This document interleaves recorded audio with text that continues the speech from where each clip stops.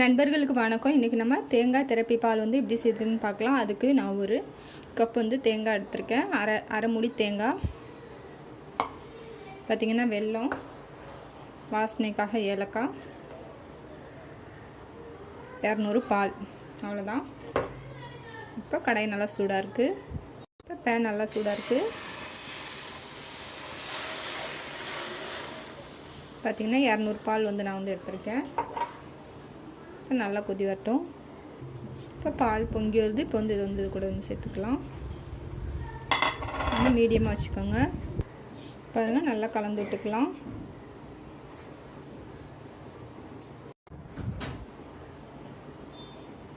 பால் பார்த்திங்கன்னா 300 பால் சேர்த்துக்கோங்க. அப்போ கரெக்டாக இருக்கும் அரை மூடி தேங்காய்க்கு. எனக்கு வந்து கொஞ்சம் கம்மியாக இருந்தது, அதனால் இன்னொரு 100 பால் வந்து காய்ச்சி வந்து சேர்த்துக்கிட்டேன். காய்ச்சாமல் கூட அப்படியே கூட சேர்த்துக்கலாம். இப்போ இது கூட வந்து ஏலக்காய் வந்து சேர்த்துக்கலாம்.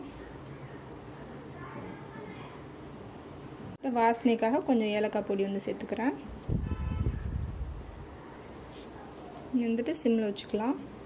இதுக்கு மெயின் பார்த்திங்கன்னா பாசிப்பருப்பு தான். பாசிப்பருப்பை வந்து வறுத்து அரைச்சி எடுத்து வச்சுக்கலாம்.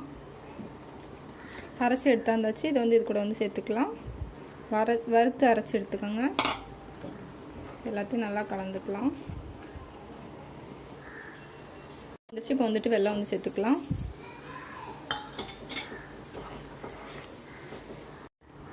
கடைசியாக கொஞ்சம் கூட வந்து டால்டா வந்து சேர்த்துக்கிறேன். டால்டாவுக்கு பதிலாக நெய் கூட சேர்த்துக்கலாம்.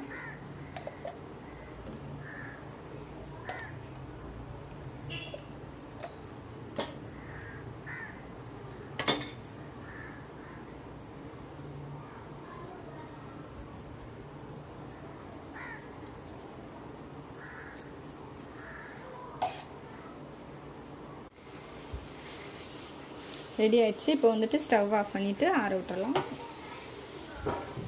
ஒரு டிசைனுக்காக வந்து நான் வந்து இப்படி வந்து வச்சுருக்கேன்.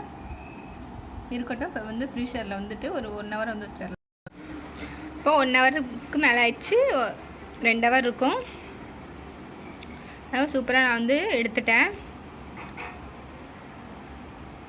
பார்த்திங்கன்னா நான் வந்து கொஞ்சம் டிசைனுக்காக வந்து இந்த மாதிரி பண்ணியிருக்கேன். நீங்கள் வேணால் ரவுண்ட் ஷேப்பில் கூட பண்ணிக்கலாம்.